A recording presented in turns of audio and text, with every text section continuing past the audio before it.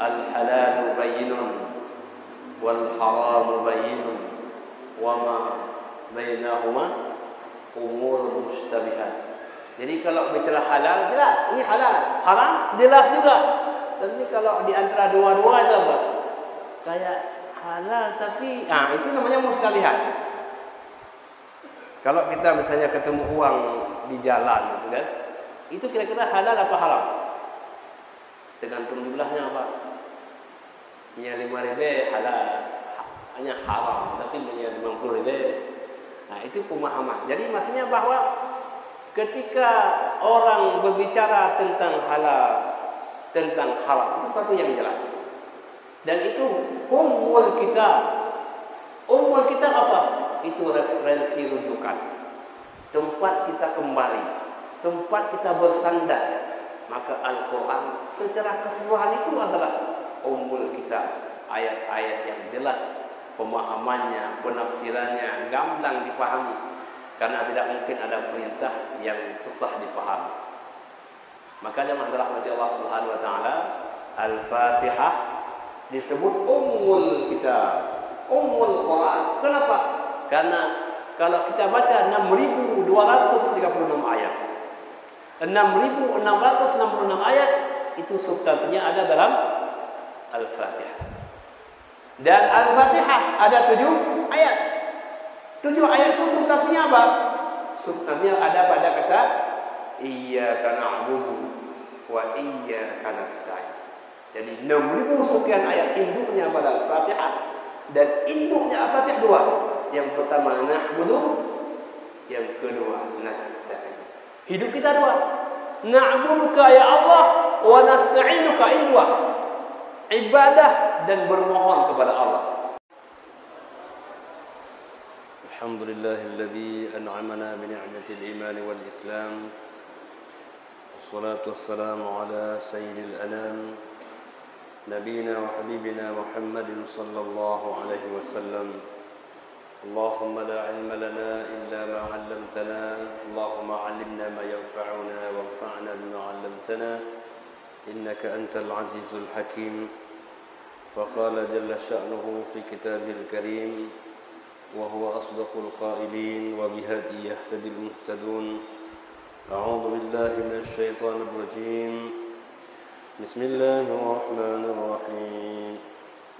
والذي أنزل عليك الكتاب منه آيات محكمات هن أم الكتاب وأخر متشابهات فأما الذين في قلوبهم زيغ فيتبعون ما تشابه منه ابتغاء الفتنة وابتغاء تأويله وما يعلم تأويله إلا الله والراسخون في العلم يقولون آمنا به كل من عند ربنا وما يذكر إلا أولو الألباب.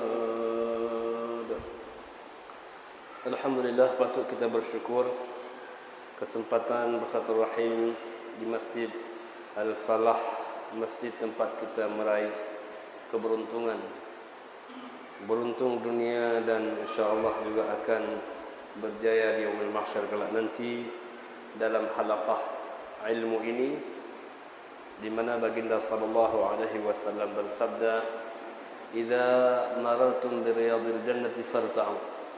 Bila kalian melewati taman surga maka mampirlah. Faqalu wa ma riyadul jannah ya Rasulullah. Maka sahabat bertanya, apa itu taman surga wahai Rasulullah? Faqal halaqu dzikr. Nabi mengatakan halaqah, pertemuan-pertemuan yang mengandung nilai-nilai ingat kita kepada Allah, menyebut namanya, membacakan ayat-ayatnya, mentadabburi kalam-kalamnya. Itu adalah taman surga sebelum taman surga yang sebenarnya.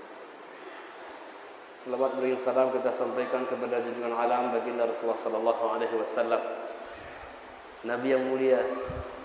Kepadanya lah diturunkan kalam yang mulia, kalamullah Al-Quran Al-Karim. yang kita bertemu untuk membacakan ayat-ayatnya. Dan salah satu tugas Nabi SAW adalah yatlu alaikum ayatihi wa yuzakkikum wa yu'allimukumul kitaba wal hikmah wa yu'allimukum ma lam takunu ta'lamun. Ketika kita membaca Al-Quran, menyampaikan ayat-ayatnya, menafsirkan makna-maknanya, itulah bahagian daripada tugas baginda Rasulullah sallallahu alaihi wasallam. Al-Quran jemaah yang dirahmati Allah adalah kitab hidayah. Dia bukan kitab ilmiah. Andai kata ada ayat-ayat tentang bagaimana perputaran langit dan bumi, pergantian siang dan malam, ada ilmu astronomi, geografi, semua itu sebenarnya adalah dalam rangkaian Allah menghantarkan kita ke depan pintu hidayah. Maka orang yang bertambah bacaan Al-Quran itu seharusnya bertambah hidayah kepadanya. Semakin khusyuk tawadhu bersimpuh di hadapannya, itulah makna-makna orang yang hadirkan Al-Quran sebagai jamuan Allah. Karena baginda sallallahu alaihi wasallam mengatakan Al-Qur'anu ma'dubatullah fil ardh. Al-Quran adalah jamuan Allah. Allah kalau jamu kita pakai apa? Mungkin kalau kita ke warung kopi itu jamuannya. Allah tidak. Ngopi dengan Al-Quran. Inilah jamuan yang paling utama. Dan pakai kuih apa saja enak. Pakai kuih biologi enak. Orang ahli astronomi mantap. Yang ahli kimia juga bagus. Kuih apapun yang kita bingkai dalam baca Al-Quran akan terasa indah dan mukjizatnya Al-Quran. Maka oleh karena itu jemaah dirahmati Allah, ada dua kata penting. Kalau kita hendak lihat-lihat Al-Quran, Al-Quran ketika mengatakan Allah turunkan ia, Allah pakai kalimat yang pertama anzala, yang kedua nazzala. Makanya dalam konteks fiqhul lughah atau perspektif linguistik, kapan Al-Quran menggunakan anzala dan kapan Al-Quran menggunakan nazzala menjadi hal yang menarik kita kaji. Ketika Allah mengatakan keagungan Al-Quran, apresiasi malaikat dan seluruh alam semesta, Allah menggunakan kata-kata anzal. Inna anzalnahu fi lailatul qadr. Kami turunkan Al-Quran anzala sebagai satu kitab yang utuh pada satu malam disaksikan oleh para malaikat. Itu Allah menggunakan kalimat anzala. Tetapi ketika bicara tentang fungsi Al-Quran, makna Al-Quran dalam kehidupan, dan Al-Quran sebagai obat, Al-Quran sebagai rahmat, Allah akan menggunakan kalimat nazzala. Wa nunazzilu minal Qur'ani ma huwa shifaa'un wa rahmatun lil mu'minin wa la yazidul zalimina illa khasara. Kebetulan ini kami hadir dalam konteks TC, musabaqah tilawatil Quran. Kenapa lama kali TC? Karena bukan anzala, ini pakai nazzala. Maka dia butuh 1 hari, 2 hari, 1 tahun, 2 tahun, bertahun-tahun. Kenapa? Karena nazzala dia Allah turunkan berangsur-angsur. 20 tahun, 2 bulan, 23 hari. Jadi Al-Quran diturun 2 dekade oleh Allah. Artinya apa? Al-Quran turun dari Lauh Mahfuz ke Sama'ud dunia itu sekaligus. Tetapi dari Sama'ud dunia Allah turunkan kepada baginda sallallahu alaihi wasallam dalam waktu yang sangat lama, agar hadir unsur obatnya, agar hadir unsur rahmahnya, agar engkau dapat menikmati Al-Quran sebagai jamuan yang terbaik. Maka Al-Quran itu tidak indah kalau cepat-cepat kita sambil mencicipinya. Makanan mangat hanya bagah-bagah dibaca-baca dan sambil kita nikmati suasananya. Dan sekali kita gigit makanan itu, lain pula makna yang akan lahir padanya. Makanya seorang Umar bin Khattab radhiyallahu anhu, beliau ketika baca surah Al-Baqarah itu bukan 1 bulan. Al-Baqarah 280 ayat beliau baca dalam waktu 8 bulan. Apakah Umar tidak bisa baca 1 hari? Setengah hari pun selesai barangkali. Tetapi baca Al-Quran dengan bacaan yang menikmati butuh waktu yang amat sangat lama. Jadi oleh karena itu jemaah dirahmati Allah, saya kalau bicara tentang bacaan Al-Quran itu teringat kepada bagaimana Nabi diajarkan membaca. Ketika Allah Subhanahu wa taala turunkan Al-Quran lewat Jibril katakan, "Iqra ya Muhammad, ma ana biqari." Diulang lagi, "Iqra ya Muhammad, ma ana biqari." "Iqra ya Muhammad, ma ana biqari." 3 kali diulang-ulang itu. Dalam perspektif ayat-ayat Al-Quran, tadabbur Al-Quran, bukan tidak ada fungsinya kenapa diulang-ulang seperti itu. Maka orang yang baca Al-Quran, lain orangnya, lain kesan yang terbawa padanya. Ada orang yang membaca qiraah lafdiyah, dia hanya membaca simbol-simbol Al-Quran. Indah juga, menetes juga air mata kita, berkesan juga dengan suara yang luar biasa. Itu tingkatan qiraah lafdiyah. Maka tidak ada bacaan yang tak bosan kalau kita membaca Al-Quran. Ayat berulang-ulang dibaca, tidak akan pernah bosan. Kenapa? Karena Al-Quran lafzun mu'jiz, kalam yang mengandung mu'jizat. Tidak pernah ada satu huruf tertukar. Kenapa? Karena Allah yang mengatakan, "Inna nahnu nazzalna al-Quran wa inna lahu lahafidun." Maka dalam konteks ini Allah menggunakan kalimat inna litta'zim, pengagungan. Kami menjaga Al-Quran yang agung. Kemudian teman-teman rahmati Allah, ada qiraah ma'nawiyah, qiraah substansi kandungannya.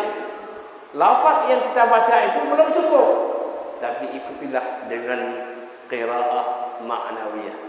Maka dalam MTQ ada lomba tafsir Al-Quran.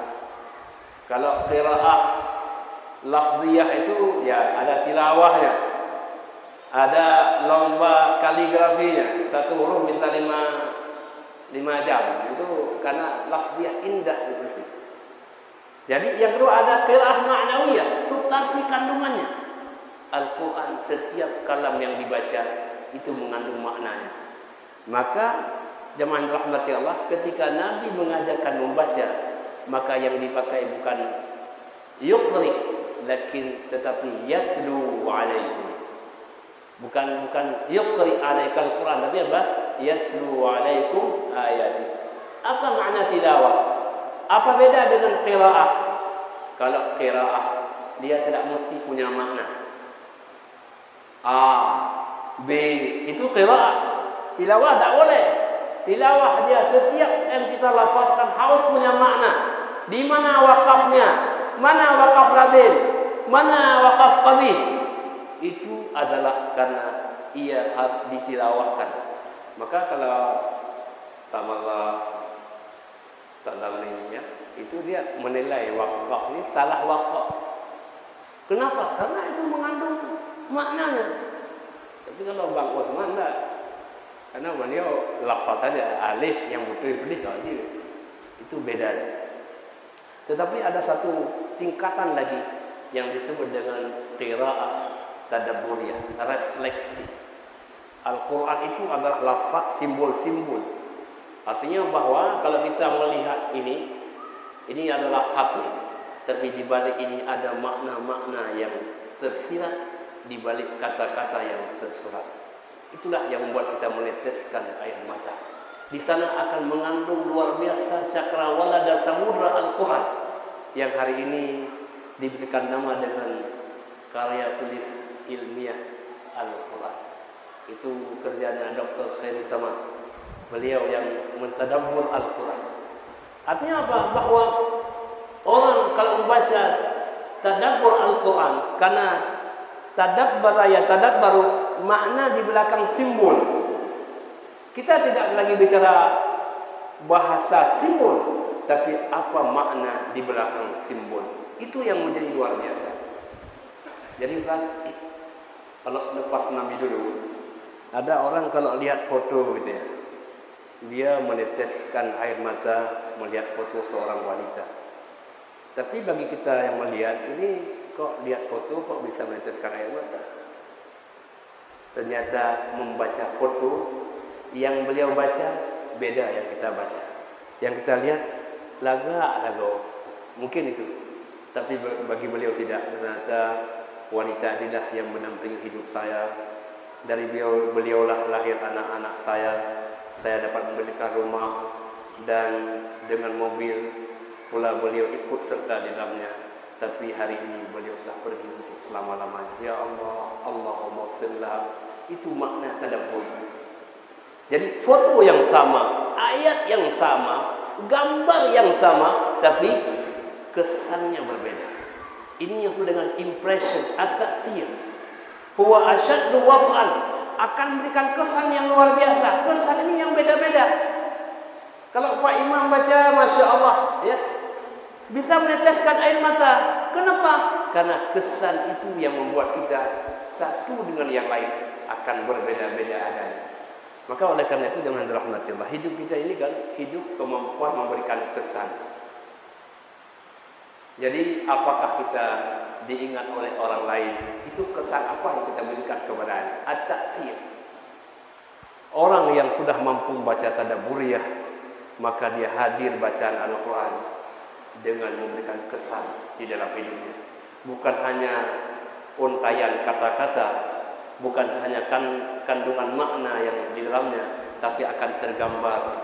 Apabila dikatakan idza syamsu kuwirat, bila matahari digulung, akan terbayang bagaimana manusianya, bagaimana alam semestanya, di mana kita saat itu, bagaimana hal keadaan kita akan kembali kepada Allah. Oh, lama ayat itu akan memberikan kesan di dalam hatinya. Inilah makna tadabburiyah. Maka oleh karena itu jamaah dirahmati Allah, dalam surah Al-Imran ayat 7 Allah mengatakan walladzi anzala 'alaikal kitab, dialah Muhammad Allah yang menurunkan kepada engkau sekaligus itu Al-Quran. Al-Kitab artinya kumpulan dari sejumlah ayat, lembaran-lembaran yang sangat sempurna. Min ayatun muhkamat, sebahagian ayat-ayat itu adalah ayat-ayat yang muhkamat, yang wadihatud dalalah, jelas bacaannya, jelas maknanya, mudah pemahamannya, mudah implementasinya. Al-halalu bayyinun wal haramu bayyinun wa ma bainahuma umur mustabihat. Jadi kalau bicara halal jelas, ini halal. Haram jelas juga. Tapi kalau di antara dua-dua itu apa? Kayak halal tapi itu namanya mustabihat. Kalau kita misalnya ketemu uang di jalan gitu kan, itu kira-kira halal apa haram? Tergantung jumlahnya apa. Punya 5.000 halal, hanya haram, tapi punya 50.000. Nah, itu pemahaman. Jadi maksudnya bahwa ketika orang berbicara tentang halal, tentang haram, itu satu yang jelas. Dan itu ummul kitab. Ummul kitab apa? Itu referensi rujukan. Tempat kita kembali, tempat kita bersandar. Maka Al-Quran secara keseluruhan itu adalah ummul kitab. Ayat-ayat yang jelas, pemahamannya, penafsirannya gamblang dipahami. Karena tidak mungkin ada perintah yang susah dipahami. Maka jemaah rahmati Allah Subhanahu wa taala, Al-Fatihah disebut ummul kitab, ummul Quran. Kenapa? Karena kalau kita baca 6.236 ayat, 6.666 ayat itu substansinya ada dalam Al-Fatihah. Dan Al-Fatihah ada 7 ayat. 7 ayat itu substansinya apa? Substansinya ada pada kata iyyaka na'budu wa iyyaka nasta'in. Jadi 6.000 sekian ayat induknya pada Al-Fatihah, dan induknya Al-Fatihah 2. Yang pertama na'budu, yang kedua nasta'in. Hidup kita 2. Na'buduka ya Allah wa nasta'inuka, ini 2. Ibadah dan bermohon kepada Allah. karena tidak ada ibadah tanpa pertolongan. Dan hadir kita di masjid ini semata-mata karena pertolongan Allah Subhanahu wa taala. Kalau masalah kuat, banyak orang kuat. Kalau dekat, banyak juga rumah yang dekat. Tapi itu semua adalah Allahumma a'inni ala zikrika wa syukrika wa husni ibadah. Hanya karena pertolongan-Mu lah ya Allah kami masih bersyukur dan menikmati rumah-Mu ini. Rumah yang sederhana ini memiliki makna yang tidak sederhana. Karena Allah tidak menghadirkan makna-makna material, tapi Allah menghadirkan makna-makna yang spiritual. Ada khusyuk, ada tumaknina, ada ketenangan. Itu makna-makna yang tak bisa kita beli di pasar. Tapi kalau asli itu ada di pasar, kalau ini tidak ada. Maka ketika kau wahai hambaku ke masjid, hadirkan ketenangan, berangkat dari ketenangan dan bawa pulang ketenangan itu. Alaikum bis sakinati wal waqar. Kalau ke masjid tidak usah lari dia, pelan-pelan. Kenapa? Karena akan menghadirkan ketenangan jiwa. Alaikum bis sakinah. Sakinah tenang, sukun tenang. Maka kalau huruf sukun huruf tenang, ya. Wal waqar, dan berjalanlah penuh dengan kehormatan ke masjid, ya. Ma adraktum fasallu. Berapa rakaat yang ketemu dengan imam, salatlah dengan imam. Wa ma fatakum fa'timu. Yang sisa yang kurang bagaimana? Sempurnakanlah. Kenapa demikian? Karena inti hidup ini adalah ketenangan. Datang ke masjid ketenangan. Salah satu rukun salat adalah tumaknina. Tumaknina. Tidak sah salat kalau tidak tumaknina. Maka ketenangan itu menjadi hal yang penting dalam hidup kita ini. Maka hari ini orang yang dia cari ketenangan, mungkin dia harus pergi ke tempat yang jauh dengan harga yang mahal hanya untuk secuil ketenangan. Padahal Allahu Akbar itu adalah puncak dan puncak ketenangan yang sebenar. Jadi alhamdulillah pada hari ini, dengan rahmatullah kita sedang akan meraih ketenangan itu.